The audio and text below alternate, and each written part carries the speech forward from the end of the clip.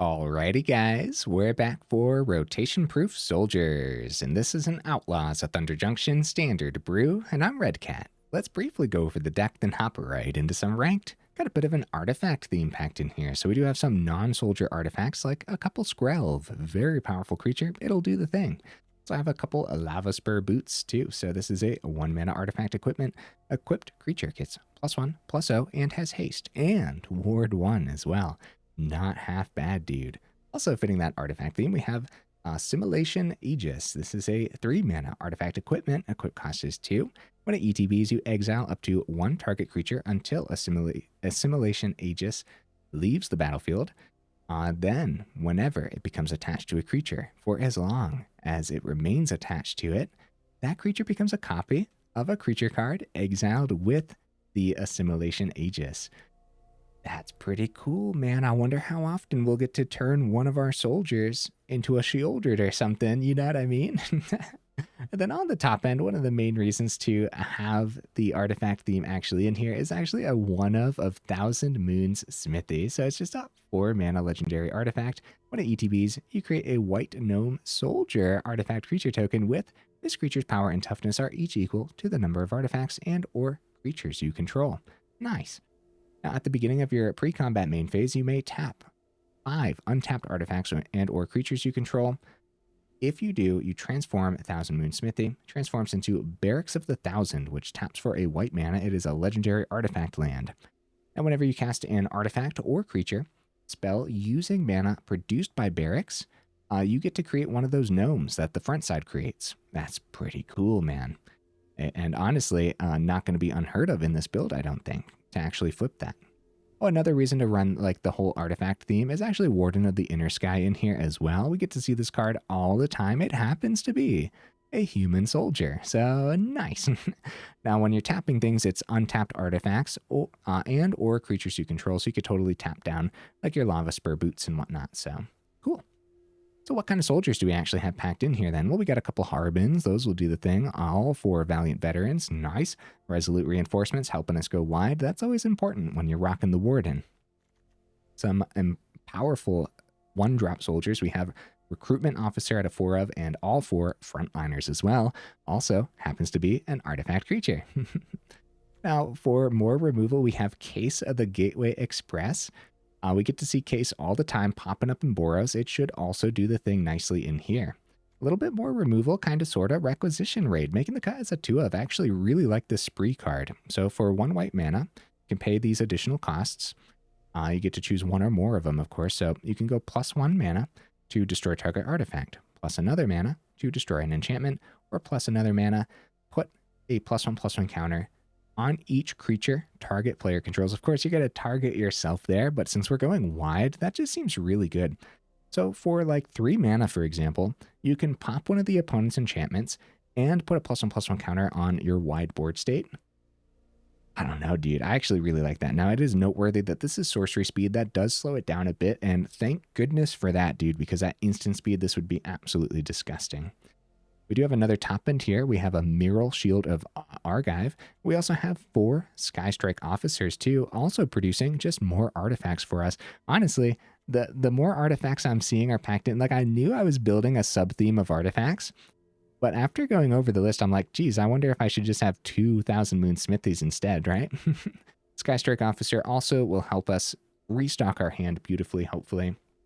Over in the mana base, we have a Restless Anchorage.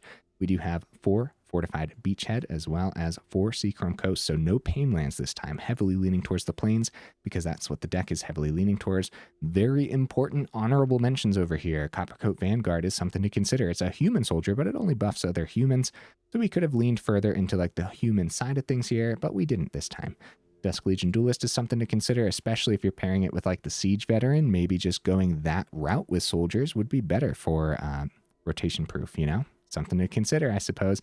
I also thought about the Sentinel side of things and maybe pairing that with some counter spells like Protect the Negotiators could have been cool.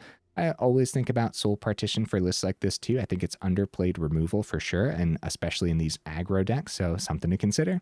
Thought about Archangel Elspeth for the top end, and also thought about just other powerful soldiers that aren't rotating out, like Guardian of New Benalia. Just kind of I still feel that this is a really powerful creature that we just never get to see. Okay, guys, I do my dandiest to save the more in-depth discussion for the end of the video, so look forward to that. In the meantime, let's go ahead, take this into some ranked, and see how we do.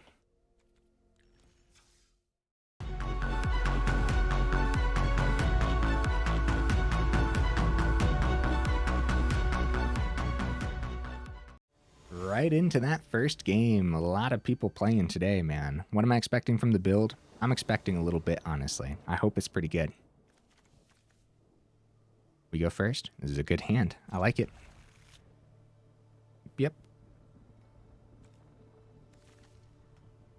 Absolutely nothing wrong with this hand, man. Holy cow. Once we get a third mana too, we're like, it's such a good curve. Here's my officer that I'm about to play. There you go.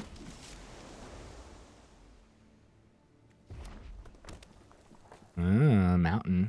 Plotting on up. We will keep reinforcements available for the opponent's turn. And then a surprise veteran when it comes time. Or case, for that matter, if we need it. Okay, Swiss Spear, and they still have the Murex for mana fixing. Probably just going to take the damage here. Astral Anger. Oh, we're going to have to, actually. Well, the trample, but also they're going to put that ruckus on it, I'm sure. I wouldn't want to double block with the reinforcements by any means. We're probably going to go case to take out the Swiss Spear, especially if they play that ruckus. They might not, because they might not want to get... Okay, they are taking the risk of us having spot removal. Kind of like calling a bluff at that point. They look at the Recruitment Officer and decide that it's not going to be instant speed spot removal, which is a good choice from the opponent. We're going to take the 5. Flash down the reinforcements. And Swiss Spear goes down to a 2-3. We do find the third, but it's still going to be case to take out the Swiss Spear while we can. They get to restock. They get to restock off the ruckus going to the grave, but this is still pretty darn good. While they're tapped out, I'm just going to play the Skrelv right now instead of waiting till my main phase 2. And the case solves. A really good, nice wide board state. One of the worst things that could happen is like an end the festivities or something. That would be so brutal, dude. Luckily, we don't see much end the festivities. Godric for the turn gets through because Skrelv can't block anyways. And we have 9 on the board and another 4 with the veteran play. So unfortunately we're 1 short, and then we could easily die next turn too. This is 5 or more soldiers. We could just play Skystrike Officer instead to make sure we have a chump blocker for the Godric if they get it in the air. Or we could just go for the damage. Have protection with the Skrelv open. Well, it's only an extra 3 anyways. I'm going to play the officer instead, guys. I am. And we're going to go for the full swing because it's still a really good full swing getting them down to 5. And then the plan here is survival. Skystrike Officer. Look, I know we're chilling at 12. I think if we went for veteran and got an extra 3 through, get them down to 2... We have no blockers on the board. I think they could easily win that turn, right? Especially if they got their 4th and just really popped off. I think they could still win. They have 2 mountains. Slickshot Show-Off comes down. They give trample to the Show-Off. They have 1 mountain. They could get Godric into the air with a Monstrous Rage play. They keep the Godric back. They keep both back. That is huge for us. Now we just go wide and go for it, right? Or now we just buff wide, go for it. Unfortunately, we still don't have the 5 soldiers to get everything into the air. This is likely spot removal, so the Skrelv to protect the veteran is going to be important. Case also clears 1 thing off the board, but I think it's veteran finally. That did not feel like it stuck at all. Maybe we should full swing. Alright, we'll full swing, I guess. Because this is pretty wide, and spot removal, like, we're still forcing a block. We're still forcing blocks. They block Skrelv. And they're at 5. And Recruitment Officer they trade. And they don't have spot removal for the Veteran. Even if they did, I think the damage would have gone through. Would have been 3 less damage, so they'd be at -2 instead. Beautiful stuff, man. Taking down mono red. That's what you like to see, huh? Case was huge there. That was good. Really good. Even seeing the second one, really good. Like, we don't mind seeing that at all. Overall, more mana would have been completely fine had we seen it that game, right? Being able to do multiple things on the same turn could have been pretty huge. Luckily, we didn't need it. All right, opponent, what y'all bringing to the table, buddy? Oh, Requisition Raid would have been pretty good, too. Yeah, we can't complain about this hand, can we? I don't think so. We're going to do the same thing that we did last game. And we're just going to opt for the Officer over the Warden just for excess damage if they don't get a blocker down. And then, ooh, Lavaspur Boots is interesting. What that lets us do, now we can skip the damage, I guess. And go Warden, Lavaspur, and tap for Warden ability. I guess. I don't know if like the 2 damage would be better right now. I'm going to send the land. We have Restless Anchorage tapped next turn with the Veteran coming down for a nice full swing. Hopefully. I guess a counterspell could happen. Veteran getting countered isn't terrible. Okay, it lands. This was an untapped source. We could have given haste to the Veteran. Something to consider for sure. 1, 2, 3. Just go for the swing on the Warden. Spot removal's likely. We go wide here. We just swing wide, I mean. No spot removal, no counter spells. I don't know what we're up against, dude. But my first thought was they passed it back. It had to be control, but what on earth? 3 open. Harbin's good.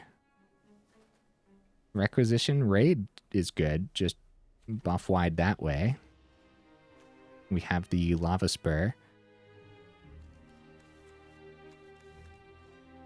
If we get picked up by a board wipe next turn, we're in super like we're gonna die regardless, I guess. Let's go Harbin. See what happens. Yeah, if it's a turn 4 board wipe, even if we play around it by not playing Harbin, 3 steps ahead, good counter for them. No, they went draw 2, then discard. Oh.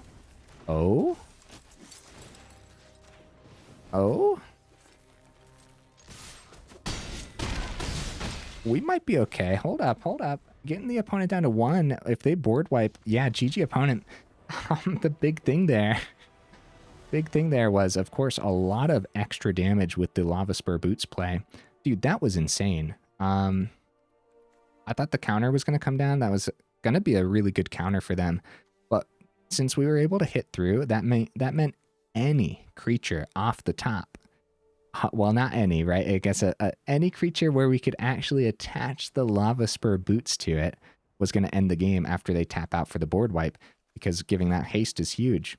At that point, too, any untapped land meant Restless Anchorage was going to get there as well. So, in other words, we just had a huge chance of winning after a board wipe landed, since they took that damage instead of countering. So, nice, not bad. I don't know what they were looking for. I don't know what a lot of that early game was either without a lot of removal. So, I would call that getting lucky. However, I mean, you know, the soldiers are doing the soldier thing too, so.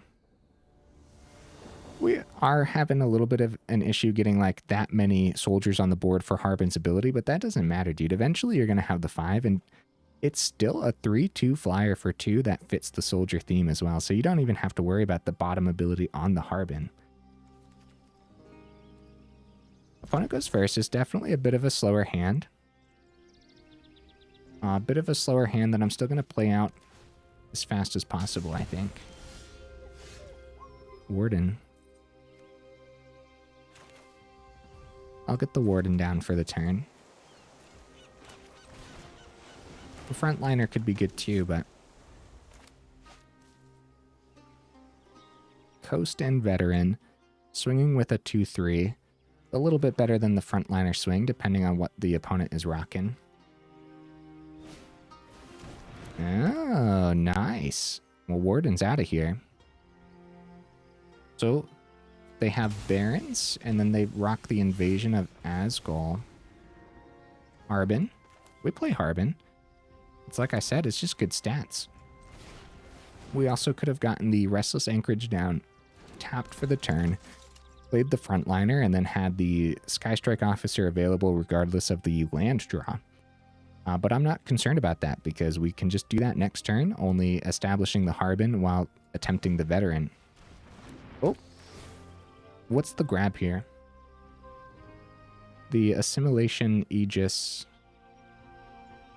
can pick up the bat, but that's not like a great target. Of course, we could... Yeah, I guess they opt for the removal. That makes sense. Untap Source, not bad. That means Officer can come down. And that's what we're going to do. Okay, they take the 3. Skystrike Officer. Beautiful stuff.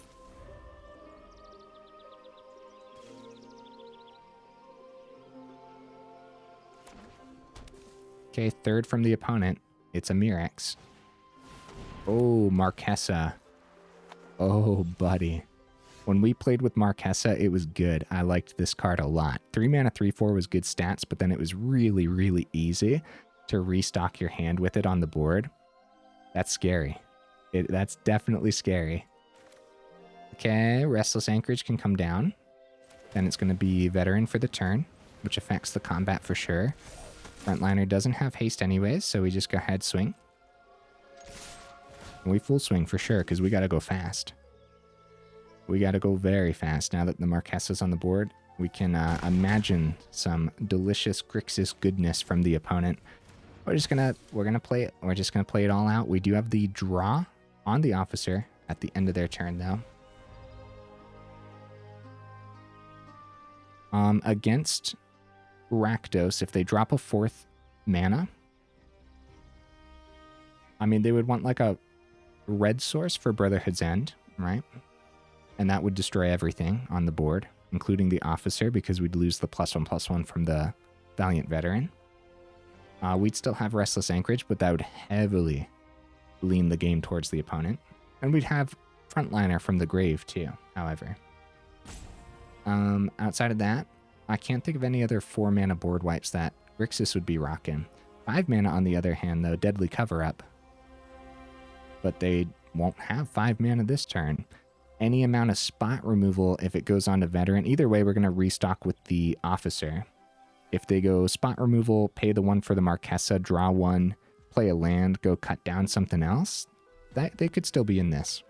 Because Marquesa blocks really well on the ground, as long as we don't get everything into the air from the Harbin as well.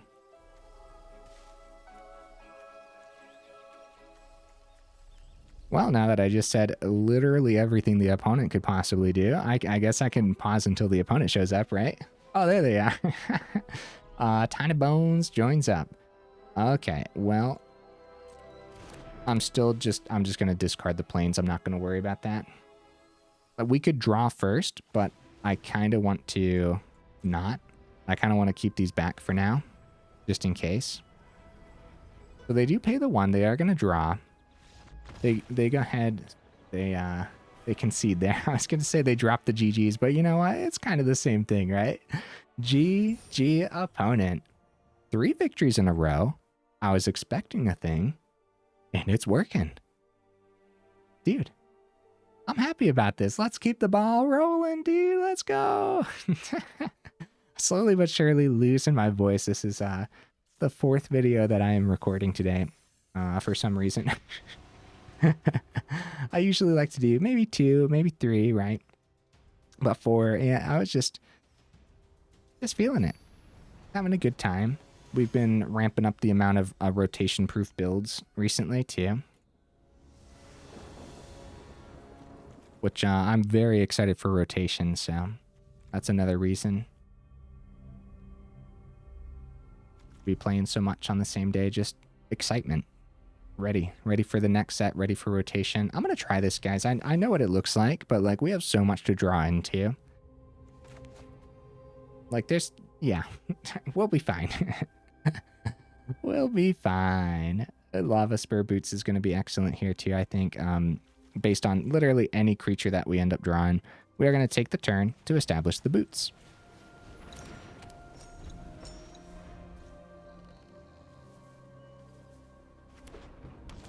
Okay, they take the turn to get Sundown Pass down. There's some creatures. All right. Beachhead, show him the Frontliner. Drop the Frontliner. Give it haste. All right, let's see what their turn 2 looks like.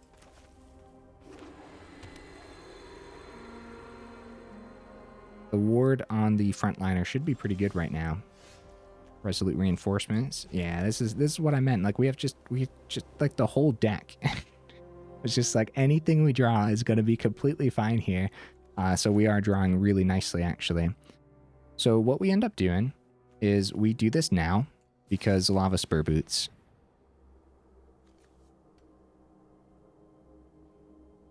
Yeah, we do this right now because it's 2 excess damage if the opponent, well, the opponent wants to pop the Frontliner, if anything. We'll give haste to the token, why not?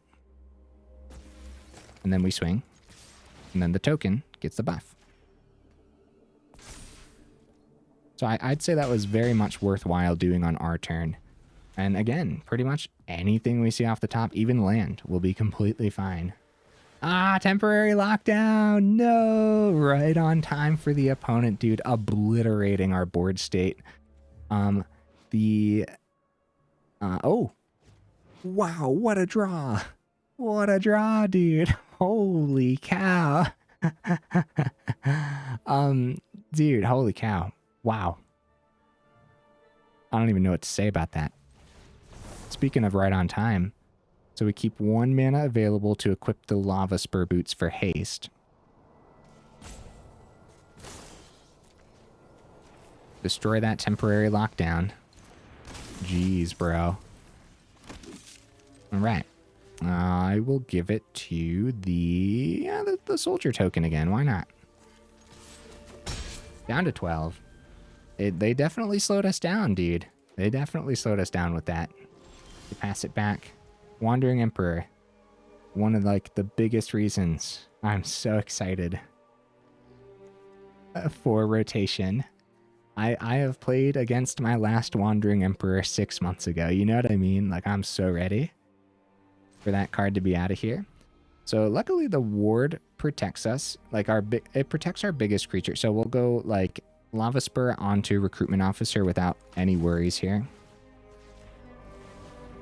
And the reason it protects the biggest thing is because Wandering Emperor costs all 4 mana.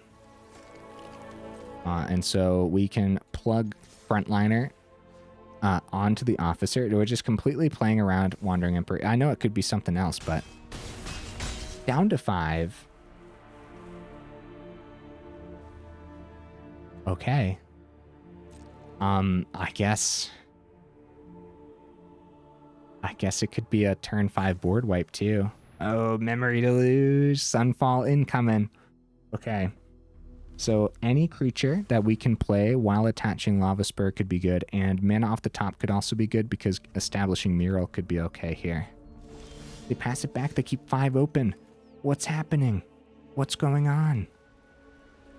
Will we attempt the Myrel to force them to play whatever they're holding on to right on the stack of the Myrel? Right?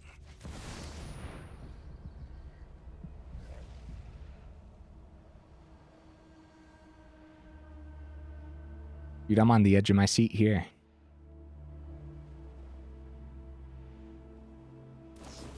The Lightning Helix, they're going to pay the 1. They go back up to 8. And Myrel comes down. They definitely want to play the last thing. If they have another Lightning Helix, now's the time. It's going to be a get lost on the frontliner. We only have a swing for 2, and a board wipe can still happen next turn. So Myrel not completely saving us here. Got that surveil. With the memory delusion, we just have to... it passes back, but they don't have a play. Because they can't play anything with the Myrel. We're going to bring back the frontliner for sure. We're going to take the time. We're going to play this out just in case, dude. Just in case. I don't know what they could possibly do. But, it's going to go ahead buff wide here, I guess. Maybe they forgot about the Myrel, or maybe they literally didn't have anything. I have no idea. They might not have just... Yeah, maybe they didn't have anything, or maybe they passed it back thinking like, oh, we'll keep this all open, completely forgetting about the Myrel's ability. Which, of course, it reads during... Oh, heck yeah, I had fun. Game? What do you think? What do you think? I didn't have fun there? During your turn, your opponents can't cast spells or activate abilities of artifact creatures or enchantments. No board wipe from the opponent means we got lucky, right? I'm pretty sure. But still, Soldiers really doing the thing right now, dude. Soldiers just doing the soldier thing. Win or lose, let's get into one more game, and I am 110% satisfied. If it goes fast enough, maybe we'll get into 2 more games. Same concept, man. Win or lose, 110% satisfied. All right, we found that opponent. What you bringing to the table, buddy? Bring something fun. Let's have a clash of soldiers or something. Future soldiers versus the past. We can't complain about this. We definitely can't complain about this. I'll start with Officer, I think.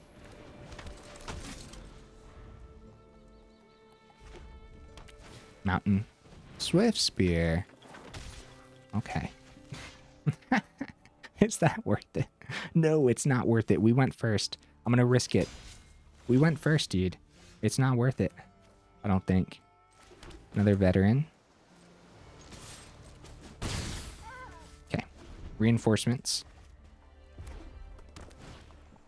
Commando. If we went second, I think that trade would have been amazing. Commando.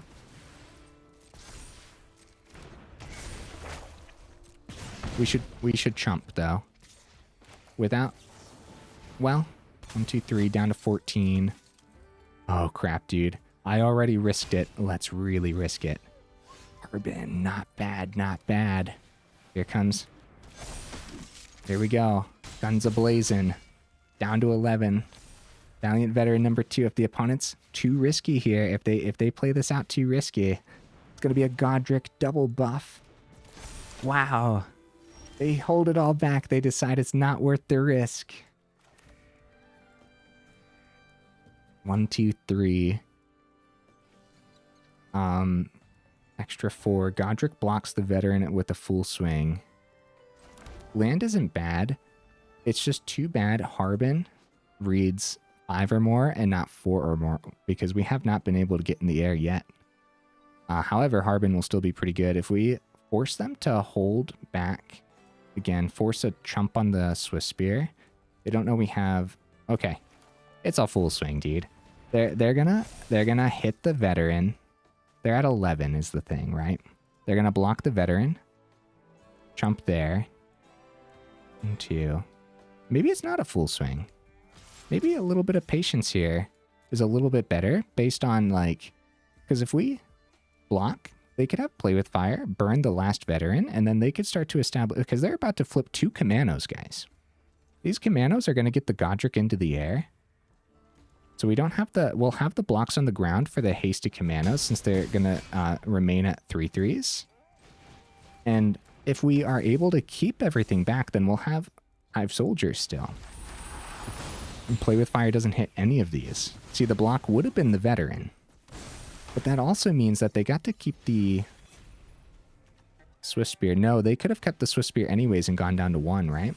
It's going to be a war crafting on one of the veterans, which brings everything else back down to 2. They have 6 in the air, 6 on the board. Another land means they could win this turn, guys. They could win right now. because they could full swing Monstrous Rage onto whatever we block, and that's it.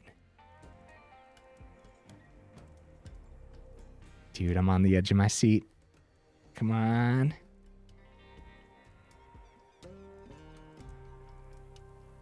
Come on. It could be Play with Fire. There's so much in mono red. Play with Fire, the Veteran. Frontliner is a 1/1. No longer trades into an Etching. Etching exiles anyways. They keep it all back, guys. They keep it all back.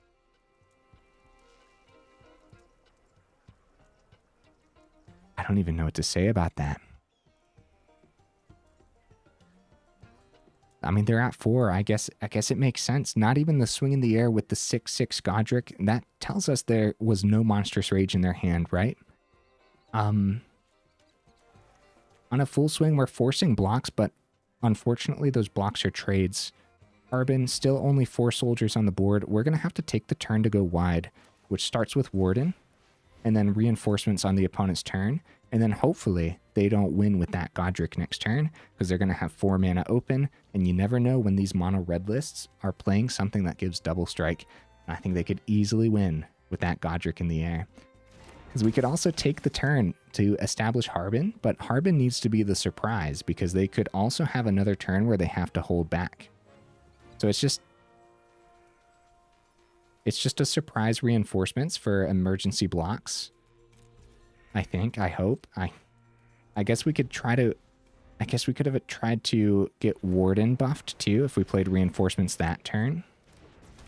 The Spear, they drop a Mishra's Foundry, 4 mana open, 2 cards in hand, anyone's game. They go for the swing.